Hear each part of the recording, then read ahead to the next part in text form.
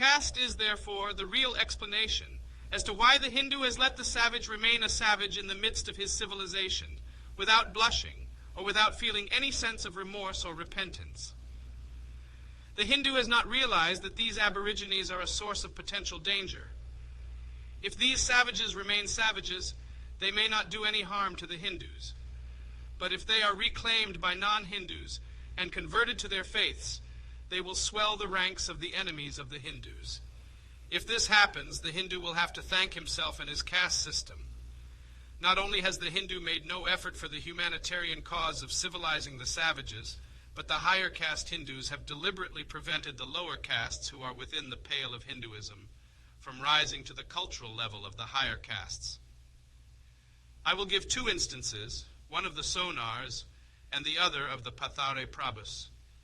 Both are communities quite well known in Maharashtra. Like the rest of the communities desiring to raise their status, these two communities were at one time endeavoring to adopt some of the ways and habits of the Brahmins. The Sonars were styling themselves Daivatnya Brahmins and were wearing their dhotis with folds on and using the word namaskar for salutation. Both, the folded way of wearing the dhoti and the namaskar, were special to the Brahmins. The Brahmins did not like this imitation and this attempt by Sonars to pass off as Brahmins. Under the authority of the Peshwas, the Brahmins successfully put down this attempt on the part of the Sonars to adopt the ways of the Brahmins. They even got the president of the councils of the East India Company's settlement in Bombay to issue a prohibitory order against the Sonars residing in Bombay. At one time, the Pathare Prabhus had widow remarriage as a custom of their caste. This custom of widow remarriage was later on looked upon as a mark of social inferiority by some members of the caste, especially because it was contrary to the custom prevalent among the Brahmins. With the object of raising the status of their community, some Pathare Prabhus sought to stop this practice of widow remarriage that was prevalent in their caste. The community was divided into two camps, one for and the other against the innovation. The Peshwas took the side of those in favor of widow remarriage and thus virtually prohibited the Pathare Prabhus from following the ways of the Brahmins. The Hindus criticized the Mohammedans for having spread their religion by the use of the sword. They also ridiculed Christianity on the score of the Inquisition. But really speaking, who is better and more worthy of our respect? The Mohammedans and Christians who attempted to thrust down the throats of unwilling persons what they regarded as necessary for their salvation, or the Hindu who would not spread the light, who would endeavor to keep others in darkness, who would not consent to share his intellectual and social inheritance with those who are ready and willing to make it a part of their own makeup. I have no hesitation in saying that if the Mohammedan has been cruel, the Hindu has been mean, and meanness is worse than cruelty, whether the Hindu religion was or was not.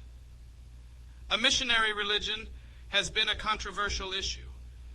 Some hold the view that it was never a missionary religion. Others hold that it was. That the Hindu religion was once a missionary religion must be admitted.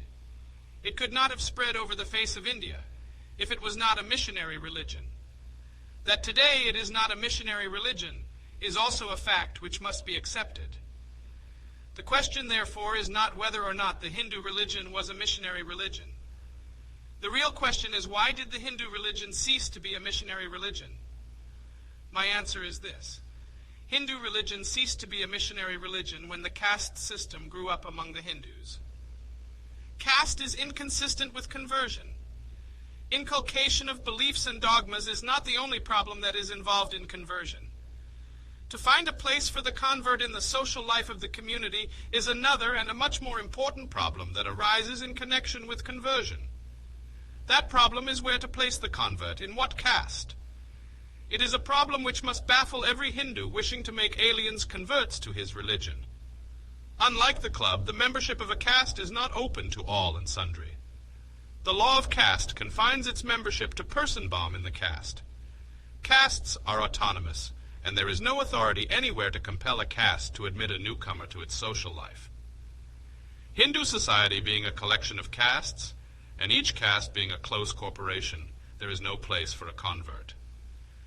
Thus it is the caste which has prevented the Hindus from expanding and from absorbing other religious communities. So long as caste remain, Hindu religion cannot be made a missionary religion, and Shuddhi will be both a folly and a futility